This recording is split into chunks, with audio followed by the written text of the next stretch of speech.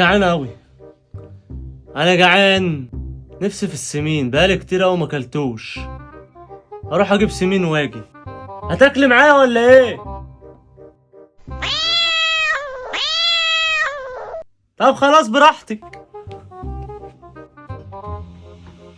عنك ماكلتي.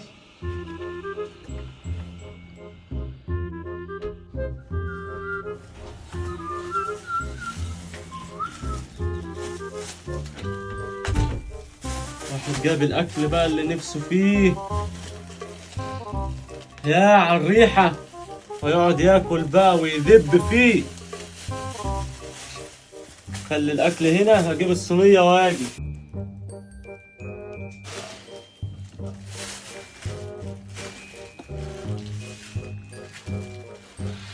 ايوه بقى، ايوه، ايه الجمال ده؟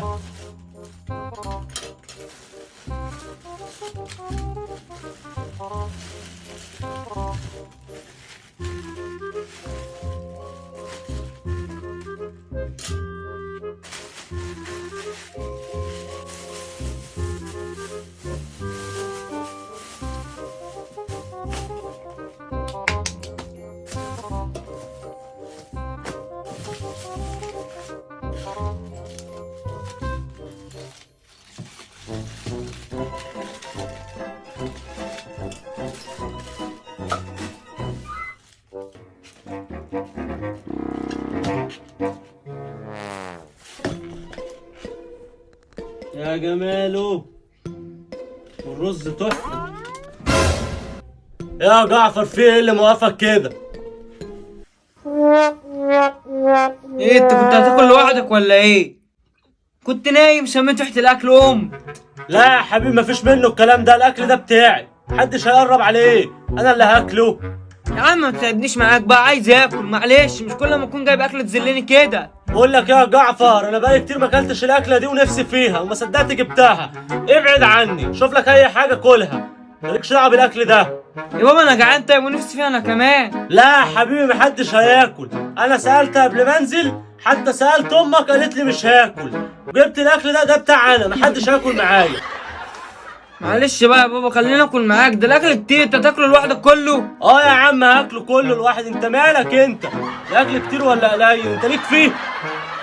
خلاص براحتك، انت شايف كده تمام. عم روح غرفة داهية، انا جايب الاكل ده بقى هيقضيني، كل حاجة عايز تاكل، ما انت كنت نايم، شميت الريحة صحيت. ايه القرف ده؟ يخرب بيتك يا اخي، ده انت عيل كشري. اروح انا اجيب مية.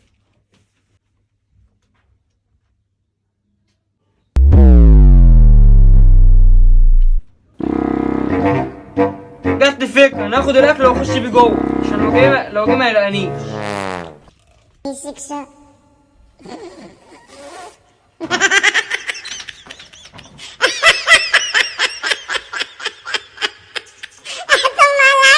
جبت المية.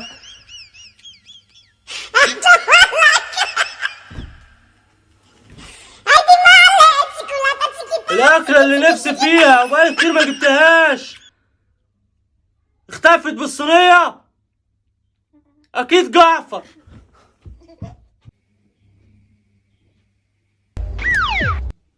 أكلة جامدة قوي بس طلعت تقيلة، بس مش مهم بقى، المهم ان انا اكلت وشبعت. يا ابن المبطون، أكلت الأكل ودخلت نمت. طب أعمل معاك إيه دلوقتي؟ مش عارف أعمل إيه، بالأنا والشيف.